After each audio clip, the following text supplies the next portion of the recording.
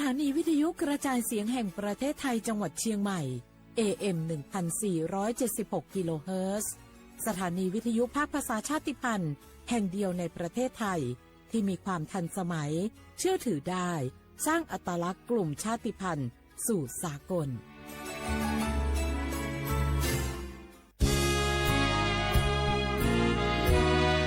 พระบารมีปกเกล้าเพื่อปวงชนชาวไทย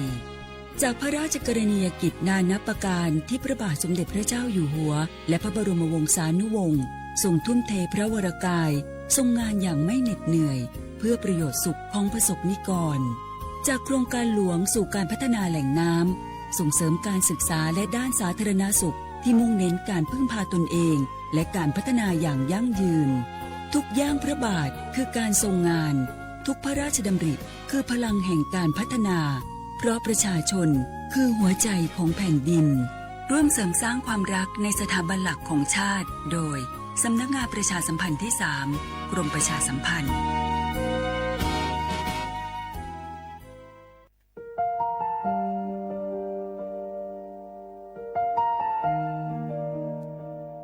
ขอน้อมเกล้าถวายอาลัยสมเด็จพระพันปีหลวงพระแม่แห่งแผ่นดินผู้ทรงเมตตาเหนือเกล้าขอพระองค์เสด็จสู่สวรรคาลัยข้าพระพุทธเจ้าข้าราชการและเจ้าหน้าที่สถานีวิทยุกระจายเสียงแห่งประเทศไทยจังหวัดเชียงใหม่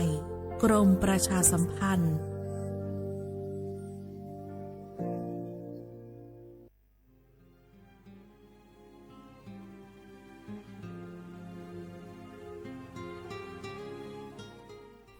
This is a moment of profound grief for the Kingdom of Thailand. We,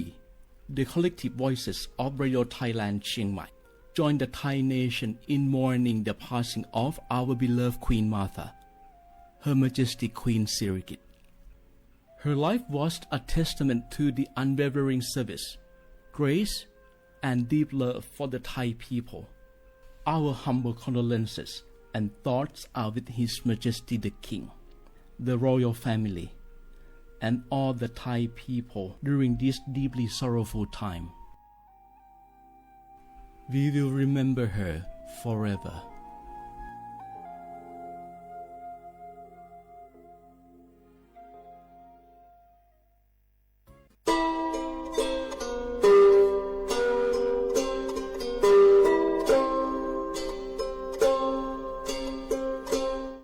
Bờ pra cái chiều cổ phô, bờ pra cái lử pra cái nhỏ, sủ há gò, sa há gò, ta chơi cái tò lỡ cho pa mồ sa smu lò pì, ta đứa dọ pa ké,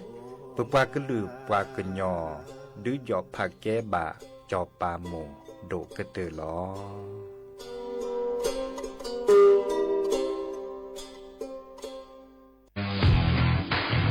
รัฐบาลไทยประกาศสงครามสแกมเมอร์รัฐบาลจึงได้ประกาศสงครามกับสแกมเมอร์ในฐานะที่สแกมเมอร์เป็นวาระแห่งชาติและในวันนี้ผมก็ได้ใช้โอกาสนี้มารายงานความคืบหน้าและเน้นย้ำถึงสิ่งที่เราต้องร่วมกันทำต่อไปรัฐบาลได้จัดตั้งคณะกรรมการอำนวยการป้องกันและปราบปรามอาชญากรรมทางเทคโนโลยีขึ้นมาโดยมีผมเป็นประธานด้วยตนเองเพื่อให้ทุกหน่วยงานทำงานไปในทิศทางเดียวกันเราได้มีการลงนามบันทึกความเข้าใจระหว่าง 15 หน่วยงานหลักทั้งภาครัฐและภาคเอกชนตลอดจนสถาบันการเงินเพื่ออุดช่องโหว่ทางการเงินและตัดเส้นทางเงินของกระบวนการอาชญากรรมเหล่านี้ให้สิ้นซากรวมพลังคนไทยต้านภัยสแกมเมอร์นายอนุทินชาญวีรกูลนายกรัฐมนตรี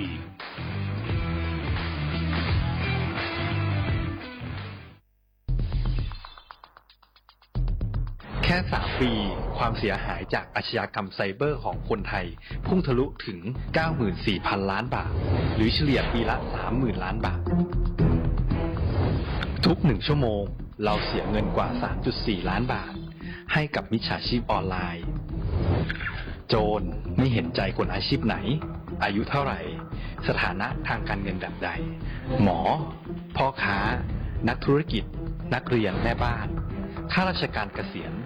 ทุกคนตกเป็นเหยื่อได้เสมอและวันหนึ่งอาจเป็นคุณหรือคนที่คุณรัก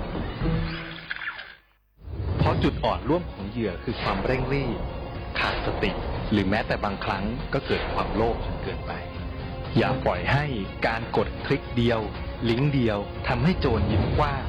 วันนี้ถึงเวลาแล้วที่คนไทยทุกคนจะต้องร่วมมือกันสร้างภูมิคุ้มกันอาชญากรรมไซเบอร์ช่วยกันหยุดก่อนที่ภัยไซเบอร์จะทำให้คนที่คุณรักและตัวคุณเองกลายเป็นเหยื่อ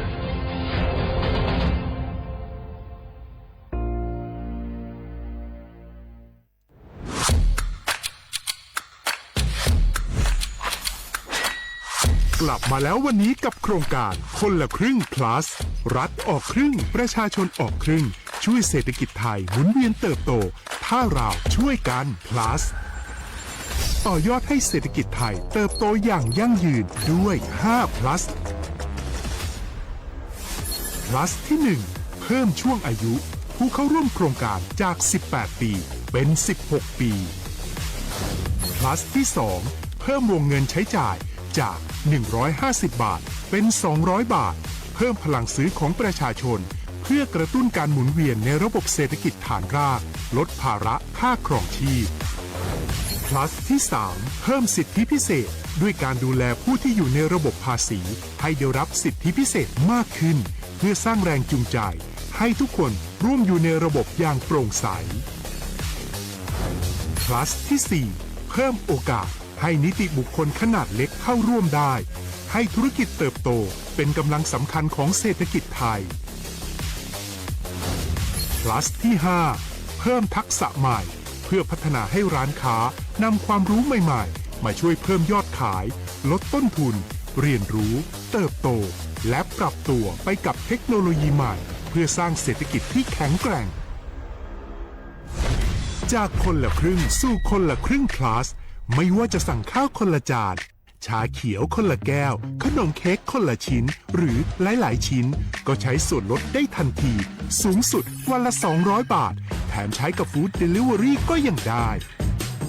สำหรับประชาชนไทยอายุ16ปีเป็นต้นไปสมัครรับสิทธิ์ผ่านแอปพลิเคชันเป๋าตังวันที่ 20-26 ตุลาคม 2568สำหรับร้านค้าที่สนใจร่วมโครงการสมัครได้ผ่านแอปถุงเงินวันที่ 15 ตุลาคมถึง 19 ธันวาคม 2568 แล้วเตรียมพร้อมรับลูกค้าจากทั่วประเทศเพราะนี่คือโครงการที่คนไทยทุกคนช่วยกัน plus เพื่อให้เศรษฐกิจไทยโตไปพร้อมกันโครงการคนละครึ่ง plus ดำเนินการภายใต้เป้าหมายที่ชัดเจนของรัฐบาลในความต้องการกระตุ้นเศรษฐกิจลดภาระค่าครองชีพให้ประชาชนและยกระดับศักยภาพผู้ประกอบการไทยให้พร้อมในยุคดิจิทัลโดยยังคงยึดหลักความโปร่งใสตรวจสอบได้และป้องกันการใช้สิทธิ์ที่ผิดวัตถุประสงค์คนละครึ่ง plus เพิ่มพลังเศรษฐกิจไทยพร้อมโตไปด้วยกัน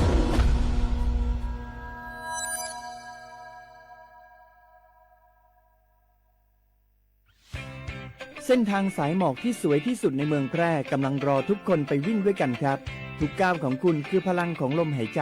ชวนเพื่อนชวนครอบครัวมาวิ่งฝ่าสายหมอกเพื่อโรงพยาบาลแพร่ในวันอาทิตย์ที่ 7 ธันวาคม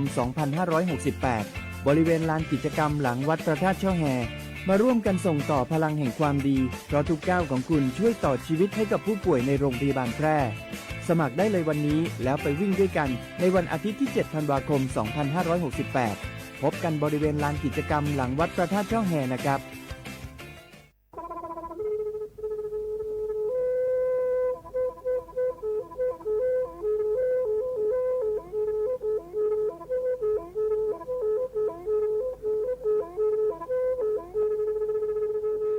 มือนี้มือซอเลอะวันที่ 29 ตุลาคมนี่คิดกระโทษใส่กระจาคือชิ้นนี้และบุคคลในเนาะปาแก้คนน่ะมีเวลาเลือกคณะรัฐมนตรีดอเวดาเห็นเมื่อเลปาซึดแลเกตากิตาเกบาคาคือเลปากุปัญญอนเลตึกแกดิปราจดแต่โพบาเฮโอเลทีละก่อเฮโอเลก่อจดแต่พาซิลีเตจากคอนเลที่ก่อตามลอบพิกะอักเวลอเวดาเลมาตรา17แห่งพระราชบัญญัติคนเข้าเมืองพศ2522ดิสอบการเลเฮโอเลก่อจดแต่ซิลีก็ในบลาเนเนเมบาซาเลกะเชลิเชจา และขี้เนี่ยแควเลืออบากิบาเกเลือนกแก้ทอกว่าจดแต่โพเนนึแลเสแต่จากคอเลือที่ก่ออาตามลอบพิกะอาเห็นแควปากอเลือมาตรา7ทวิแห่งพระราชบัญญัติสัญชาติพศ2508ดินาโคเนตากาเลือให้โอเลือกจดแต่วีลีจาโตดิบาตะแก็บก็จดแต่โพดิบาบาชาแฮอุแพลโพนโพเสรพาเนนเกิดเคแกเลอปะกอยดาสัญชาติไทยคอมยูเลแก็บก็จดแต่โพเสแล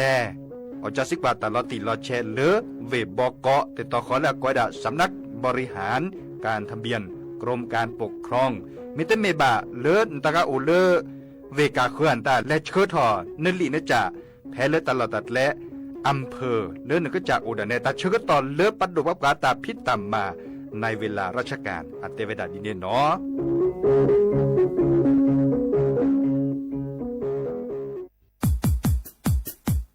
ดอปูแวบปากญอโพหนึ่งเมบาสะสู้อ่อมมืออ่อเลือวิทยุกลือหล่อก็จะแตะเวกินแม่แต่ตอนยาอีบอบบาเนบากาคือเล่นตัดพิษตามมาตัดพี่อ่อมมาอ่อจะแตะกว่าก็ได้และสนใจโฆษณาเนื้ออดจัดสิกว่าสวทเชียงใหม่เบอร์โทรศัพท์053 276 068เมตเมบะ092 246 8579เซทอโบลอ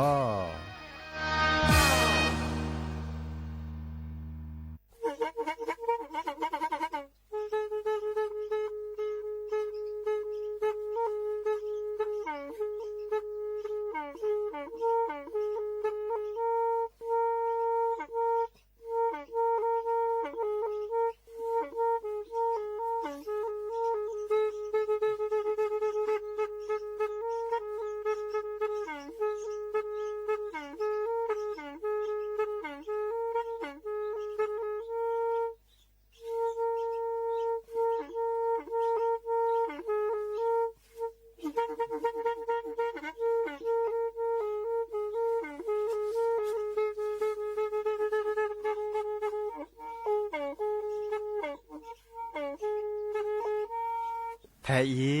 วิทยุกลือหลอก็จะแตะเวกีแม่ตะกะโทนลุยกะจานยี่ชื่อคือกิโลเฮิรตซ์ตาเชอกระตอบเปอปากระหลือปากระยอกหลอกตืออีสู้อเมญาเปก็เห็นเหล่านั้นและตาสูมือซ้ำมือตากระจอตาแลกแก็บลึกแก็บโผลและติเลื่อนนกออัตโตโคเนและกะนาหลอเจอบาค่าคือตาซุมือซ้ำมือสก้อเนาะ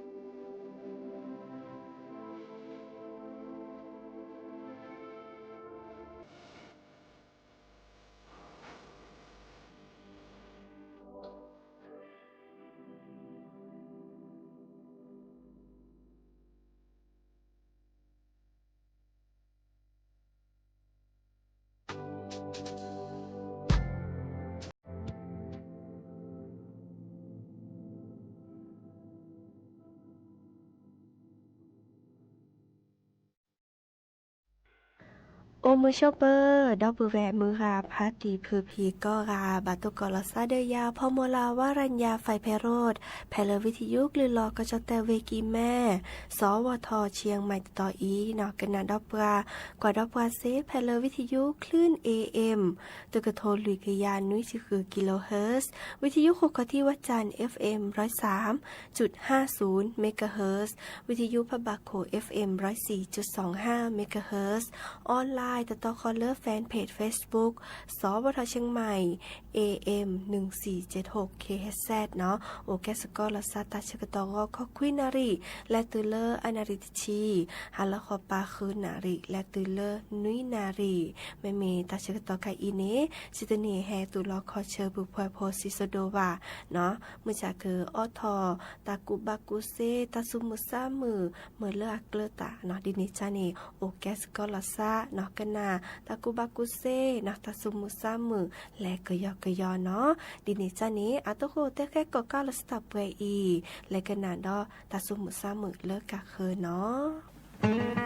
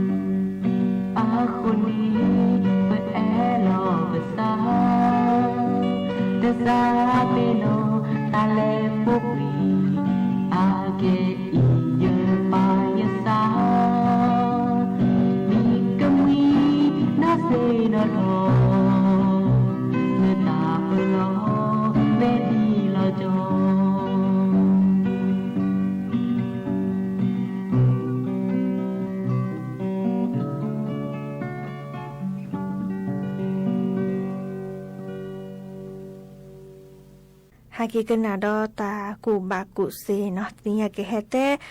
บากาเดปราก็กาเนเรกตึตตาโอชูโอเคลบาเรเนาะตาชมิชโมบาเร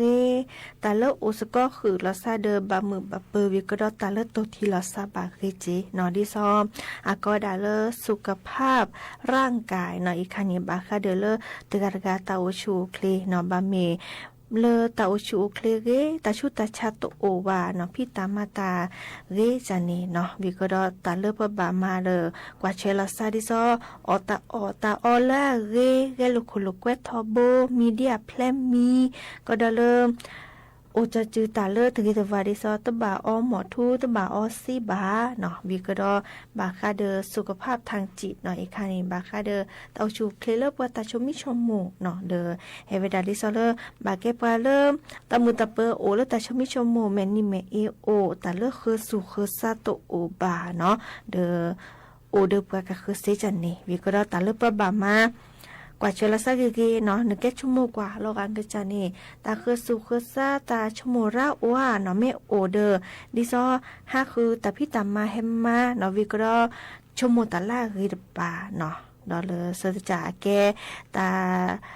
อากอดาเลสุขภาพทางสังคมเนาะอีคานีแกตาดิซอเลตาเลปโอสก็คือเดปะกะคือนี่โอเซียเนาะมาซาดิจะรอโอมือโอเปอเนาะเดปูเดเวเดรูมอสก็เดปาเลและพี่ตามาตาสก็เนาะตาเลปบากว่าเนาะดิซอเลเนแม่แล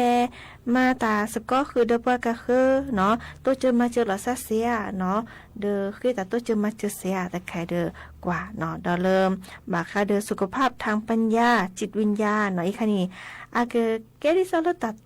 ตัวทีลอซาเนาะตัวจะมาเจอลอซาบาคาเดตัดชมิชมุได้จะเนาะอีกค่ะดิซอลเริ่มคอมเปเนเลอร์เนสิญานาเปเนาะคลื่นตาเชือกต่อคีบาคาแม่ตัวก่อตาติตาจะมีกระจากเนนับเปเนาะดิซอเลเกิมมาดิจะรอเนาะเกแกลเกดิจะรอเนาะอีคานี่บาตบานี่เลติเลบาคาตาเลตัวจะมาจะเปเกตาถือตาทาเนาะเลเนบากะจะทุกะจะย่านบาย่าเนจูนหนาแลมีแลจะเนาะตาเลบาเกบามาดิซอเลบาฮาคือตากูบากุเซลาซอเนาะชโมตาลาเรวิกดอมาตาลาแก็บลึกแก็บโคเดกะจาเดทีก่อเดปาเลโอปกุบะคือตาใครนี่อากอดาสุขภาพดี4มิติเนาะตาลุยจาเดิมชโมกะยอมากะยเนาะอากะเกเดเวลเลอร์ปกจาเนาะโอเวดาเปอีเดดิซอกอเวดาเริ่มสุขภาวะ4มิติเนาะสุขภาพที่สมบูรณ์ใน4ด้านที่เชื่อมโยงเนาะสุขภาวะ4มิติเนาะแกดิซอเลสุขภาพที่สมบูรณ์อาแกดิซอโอเดิมตาชโมลาเรตาโอชัวเคลลาเรเนาะตาเลโอสก็คือเดิมปะกะคือลาเรวิกดอตัวทีลอซาตัวเจอมาเจอลาเกกะจาเดิมปะกะคือเซจันนี่เนาะโอเวดับเปอีตาบลีเนาะพะลาลาก็ปอยูชิโนยูเซยูแยตะลาจะปาทอชาเลมโคจะพาก็ปอสแกรดาลาซาโบอีโอเซยูบานาพะลามือนาตาเบคาเมื่อลอพาดอนเนเตเตบายายาซาบาพอดูแลเลลานิโคพอทอเซเดเธอแม่ที่โพบายว่าละแวดาเลเยบอปาโลพาลอยโคดอเยนิเตเมแม่เยนาโดอาโคเยแม่ที่โพบายว่า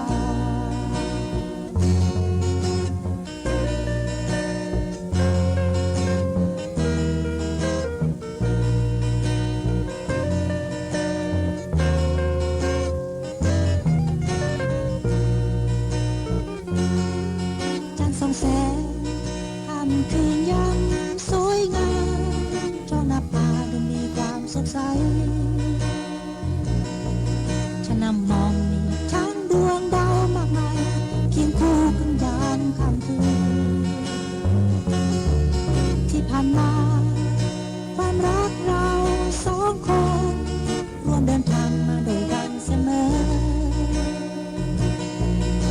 ที่ผ่านเข้าใจซึ่งกันและกันเธอฉันเรารวมชีวาเดือนดาวคืนนี้คู่กันบนท้องฟ้าแต่ส่วนฉันนั่งอยู่เดียวดายเพราะไม่มีเธอเคียงข้างไปมองดูดาวลิบลีแต่ใจเหงาเหงาเธออยู่ไหนฉันนั่งเฝ้าคอยต้องระทมเดียวดาย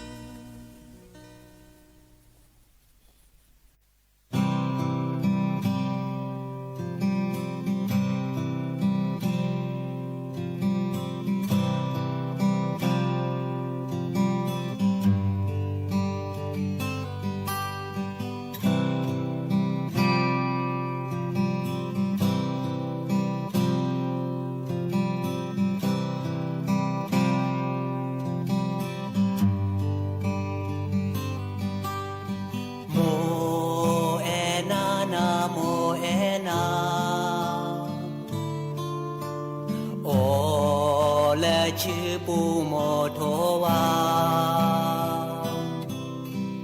โมเอนาเลเนโนชีเตอพาคลีสีพาเกสี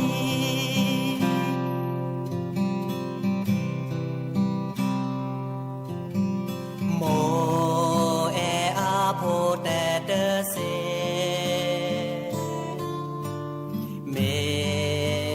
ขอปูคาลอเกโมเออาโพเตเตบูตาชีตาคาโมดือปู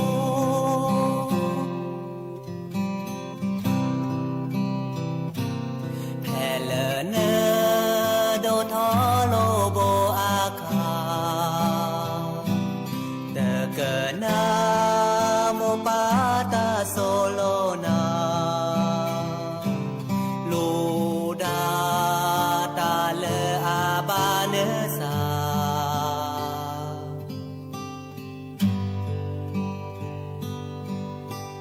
โมโมเนอาซาโกเลอาโพเตเกนาโอโมเนอาเมทิซวาเล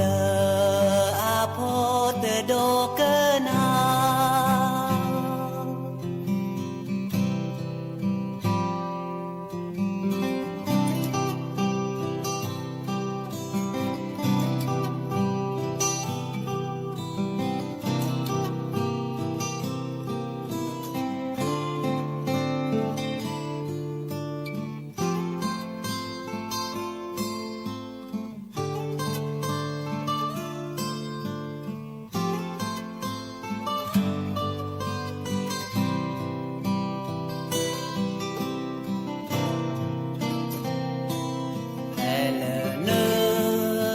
ทอโลโบอาคาเตเกนาโมปาตาโซโลนาลูดาตา เลอาบาเนสา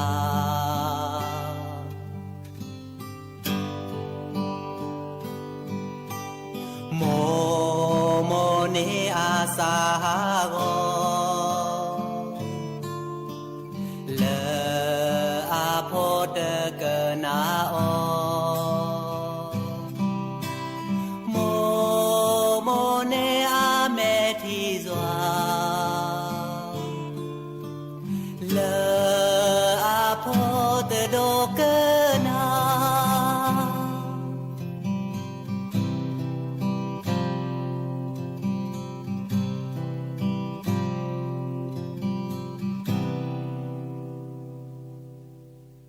ฮาเกกนาดอตากุบากุเซเนาะคือศีสราเจตบุญยวงศ์วิโรจน์เนาะอาแกกศีสราพระโดเลตาชาฮีโรงพยาบาลมหาราชนครราชสีมาเนาะแต่ปลาพลาลอ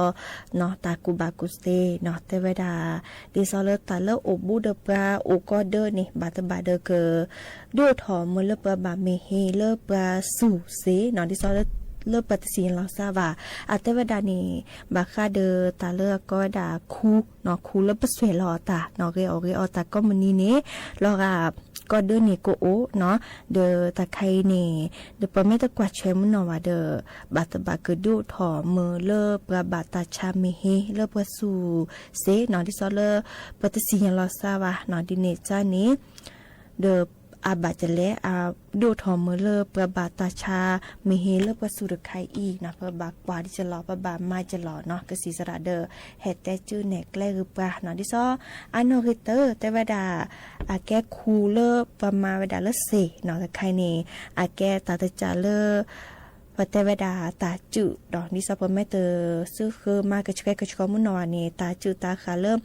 ปาเรอเรตาวีเนาะปะแม่เตซื้อคือเนี่ยกูโอพินตอนนี้เนาะหมอที่เนี่ยจ้าเนี่ยซัวจีเดอปะก็ดากวยกว่าเนาะเขปะสวยลอตาวีแก้เขรอก็ที่เนี่ยจ้าเนาะเดอสวยลอ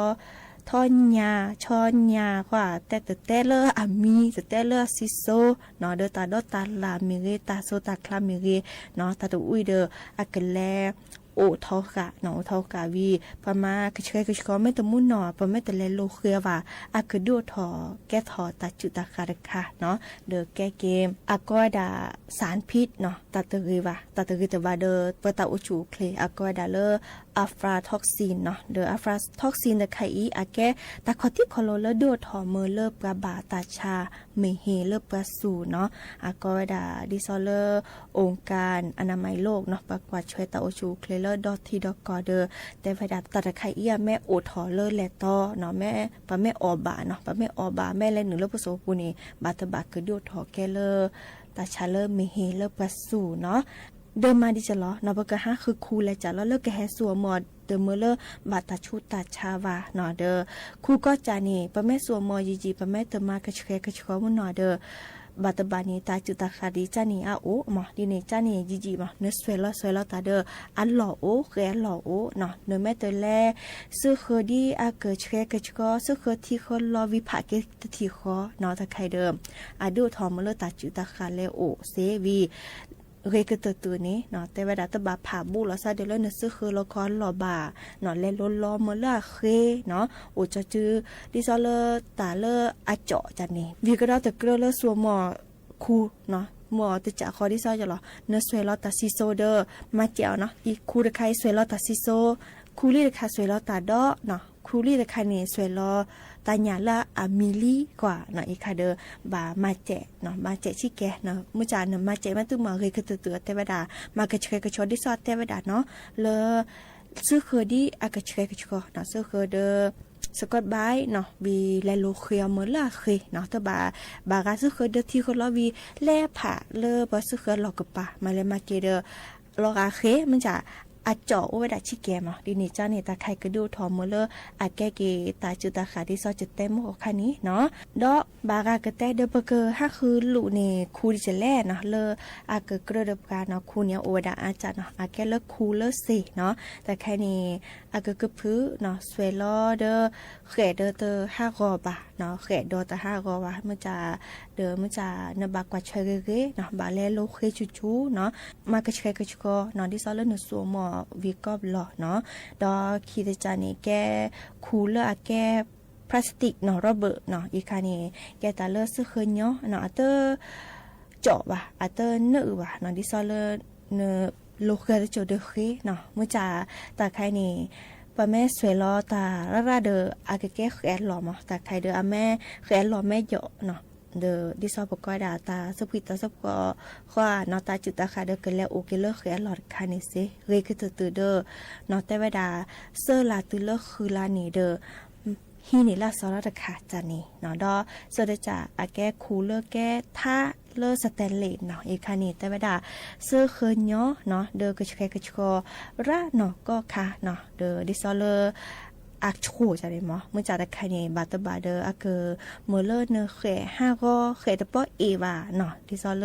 แต่ใครเนี่ยเกอเกระเดเลิบปาสวยรอตาพิตัญญาระเนาะดินี่จ้าเดอดิซอปเตกันนานี้เนาะอีกาก็สิสระเฮเตมอตมีปเตเวกเตตือในเนเกอสัวหมอคูและมีและจะเนบาหลุมุนเนาะวิดิสลากระดนาวิกระดอกริกระตือมากระชกระชกลอชอเลคูลาแกสเซเนเนาะเนบาซื้อเคยเดียกระชกระชกวีเลโลเคเนาะเลโลเคเดิมมือเนาะก็บล็อกเซเลเนเกอฮาเกสัวหมอดอตบล็อกนี่เนาะอีคาเดอแม่มาดีเนาะดิซอเลจตาแต่จูเนกและเลกสิสระเฮเตวดาอีคาเดอแกตาเลกรอกะปลบดอตมือเลปบาตาชาเลปตสิญญาวาเซเนาะโอเวดาเปอีตาเบลเนาะ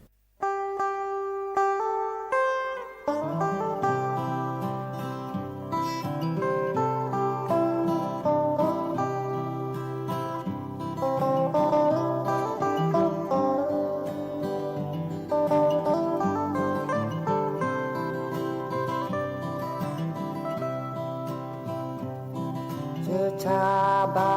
ลีเลนมาเตโจยสาเตเกลบูเล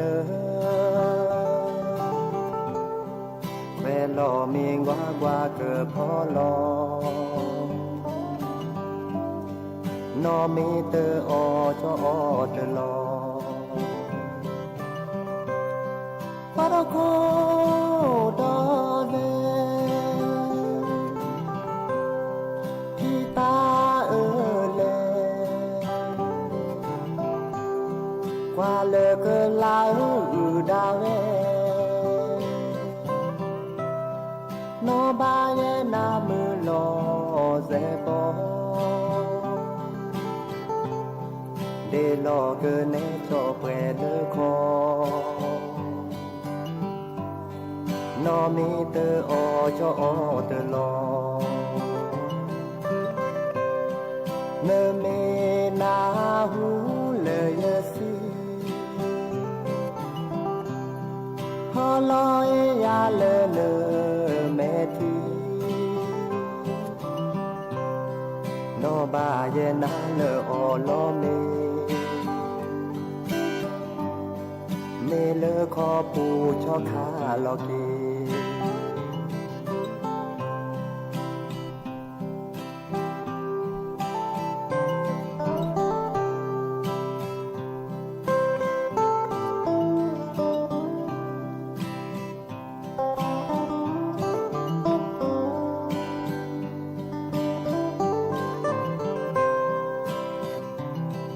ปารโกดอเลที่ตาเล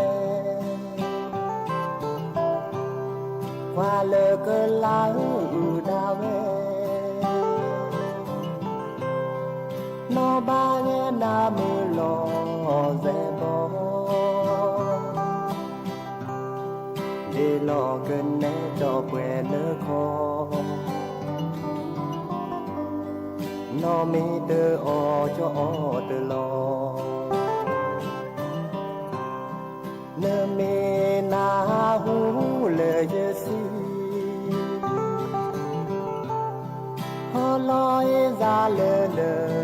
เมทีนอบาเยนาเลอลอเม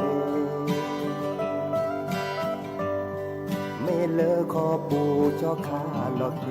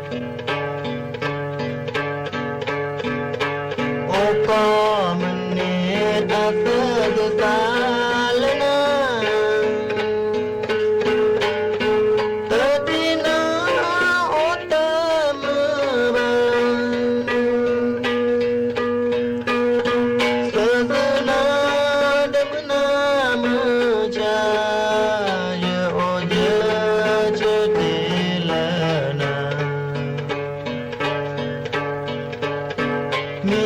แต่โซมีโมโมเจ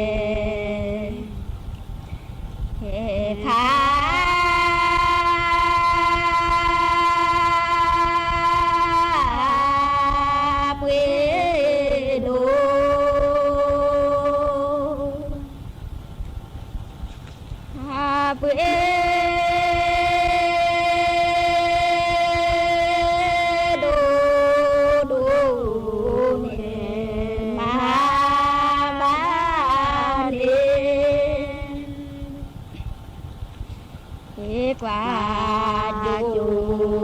พอพาลือรู้เจ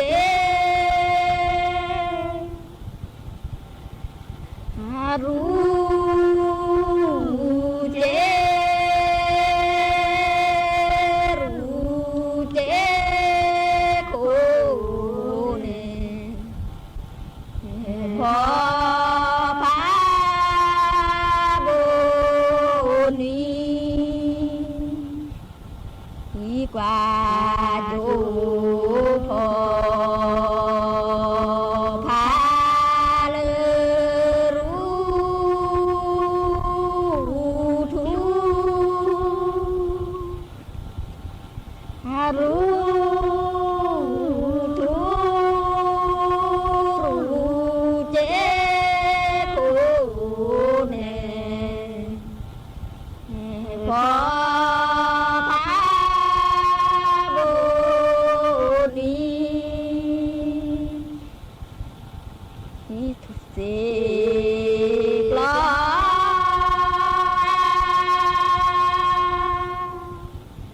หาคีมือสอง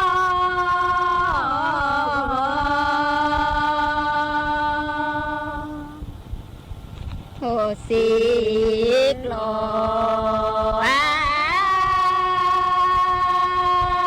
คีมือสองนอแวมื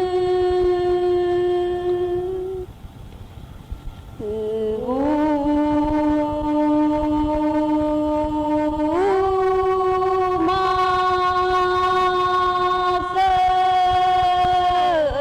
ก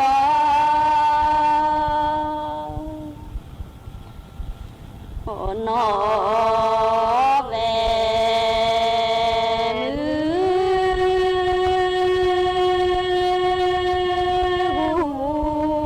มาเส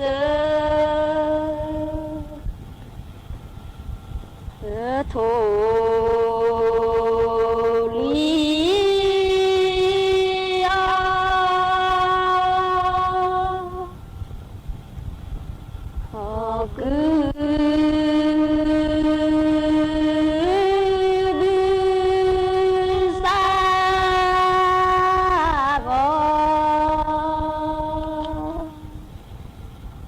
โท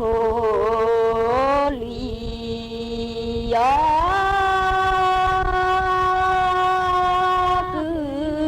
บือสานีเมบาดี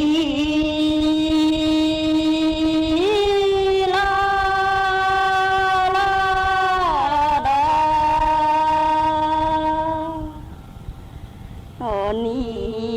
เมบาดีลาลาจอ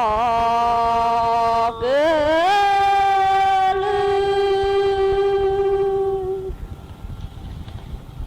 อพอเลเสเดจากลือพอเลเสเปเกลือพอสาเตเวเปเกลือพอสาเตหักลอทอดอ ก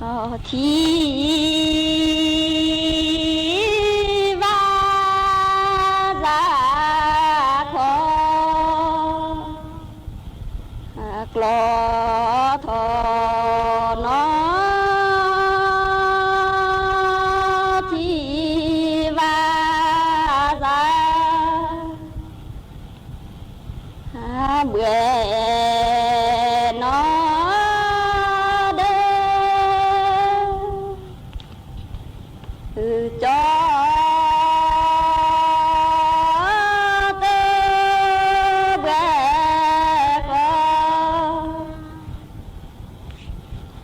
เว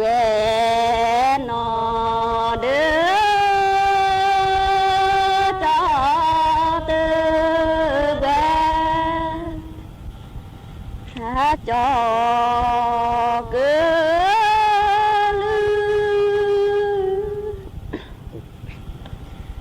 อพ่อเลยเสกลาจา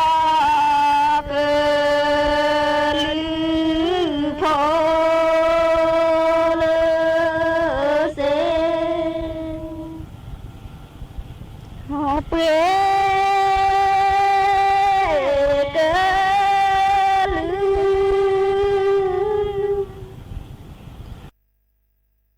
ข้อมูลปฏิบัติการทางทหารหน่วยยามฝั่งของจีนส่งกองเรือลาดตระเวนบริเวณน่านน้ำหมู่เกาะเตียวหยูในทะเลจีนตะวันออกซึ่งเป็นพื้นที่พิพาทระหว่างจีนกับญี่ปุ่นต่อไปเป็นรายละเอียดของข่าว รองนายกรัฐมนตรีและรัฐมนตรีว่าการกระทรวงการคลังมอบถุงยางชีพช่วยเหลือประชาชนผู้ประสบอุทกภัยในพื้นที่ตำบลเกาะเกร็ดและตำบลบางตะไนจังหวัดนนทบุรีนายเอกนิติทันประภาสรองนายกรัฐมนตรีและรัฐมนตรีว่าการกระทรวงการคลังและนายณภินทรศรีสันพางรัฐมนตรีประจำสำนักนายกรัฐมนตรีลงพื้นที่ตำบลเกาะเกร็ดอำเภอปากเกร็ดจังหวัดนนทบุรีมอบถุงยางชีพเพื่อบรรเทาความเดือดร้อนแก่ประชาชนผู้ประสบภัยพิบัติจำนวน 1,354 ครัวเรือนจากนั้นได้เดินทางต่อไปยังวัดเตยตำบลบางตะไนอำเภอปากเกร็ดเพื่อมอบถุงยางชีพให้แก่ประชาชนในพื้นที่หมู่ที่ 3โดยได้รับการสนับสนุนงบประมาณจากสำนักงานสลากกินแบ่งรัฐบาลมีครัวเรือนผู้ประสบภัยที่ได้รับถุงยางชีพ147ครัวเรือนการลงพื้นที่ครั้งนี้เป็นหนึ่งในมาตรการเร่งด่วนของรัฐบาลเพื่อดูแลและบรรเทาความเดือดร้อนของประชาชนผู้ประสบอุทกภัยอย่างทั่วถึงและเป็นรูปธรรมโดยเตรียมหารือการมอบเงินเยียวยาเพิ่มเติมให้กับประชาชนที่ประสบอุทกภัยในพื้นที่ต่างๆในการประชุมคณะรัฐมนตรีในวันอังคารที่จะถึงนี้ท่านนายกรัฐมนตรีก็ได้ฝากผมกำชับมานะครับว่าเดี๋ยวเราจะต้องมีประชาชนที่เขาเดือดร้อนอยู่น้ำท่วมเป็นเวลานานเนี่ยเดี๋ยววันอังคารนี้ก็จะมีเข้าครม.นะครับในการให้เงินช่วยเหลือเพิ่มเติมเพื่อเป็นการเยียวยาอันนี้เป็นการเบื้องต้นนะครับแล้วก็ขอให้ผมกับท่านนายพินทรเนี่ยได้ประสานงานบูรณาการจังหวัดต่างๆแล้วก็ส่วนราชการภูมิภาคแล้วก็ท้องถิ่นเพื่อบูรณาการร่วมกันในการดูแลแก้ไขปัญหาความทุกข์ร้อนของประชาชนอันนี้ก็เป็นสิ่งหนึ่งที่พวกเราตัดสินใจลงพื้นที่กันในวันนี้เลยกระทรวงพาณิชย์กระชับความร่วมมือด้านเศรษฐกิจกับแคนาดาพร้อมเดินหน้าจัดทำ FTA ไทยแคนาดาให้บรรลุผลสำเร็จเป็นประเทศแรกในอเมริกาเหนือนางสุภจีสุธรรมพันธ์รัฐมนตรีว่าการกระทรวงพาณิชย์เปิดเผยถึงผลการหารือร่วมกับเอกอัครราชทูตแคนาดาประจำประเทศไทยถึงแนวทางการกระชับความร่วมมือทางเศรษฐกิจการค้าและการลงทุนระหว่างไทยและแคนาดาท่ามกลางความไม่แน่นอนของเศรษฐกิจโลกว่าปีหน้าจะครบรอบ65ปีการสถาปนาความสัมพันธ์ทางการทูตระหว่างไทยกับแคนาดาไทยพร้อมร่วมมือกับแคนาดาในการขับเคลื่อนความสัมพันธ์ทางเศรษฐกิจการค้าให้มีความก้าวหน้ามากยิ่งขึ้นโดยเฉพาะด้านเทคโนโลยีด้านการเกษตรและอาหารพลังงานสะอาดการศึกษาเทคโนโลยีดิจิทัลเทคโนโลยีชีวภาพเภสัชกรรมยานยนต์ไฟฟ้ารวมถึงเทคโนโลยีขั้นสูง AI และควอนตัมซึ่งจะเป็นประโยชน์ต่อการขยายการค้าการลงทุนของทั้งสองฝ่าย อย่างไรก็ตามท่ามกลางสภาวะการค้าโลกที่เปลี่ยนแปลงรวดเร็วทั้งสองฝ่ายเห็นพ้องแนวทางการพัฒนาความสัมพันธ์ทางการค้าระหว่างกันให้มากยิ่งขึ้นโดยเฉพาะการพิจารณาความเป็นไปได้ในการจัดทำความตกลงการค้าเสรีไทยแคนาดาและสนับสนุนการเจรจาความตกลงการค้าเสรีอาเซียนแคนาดา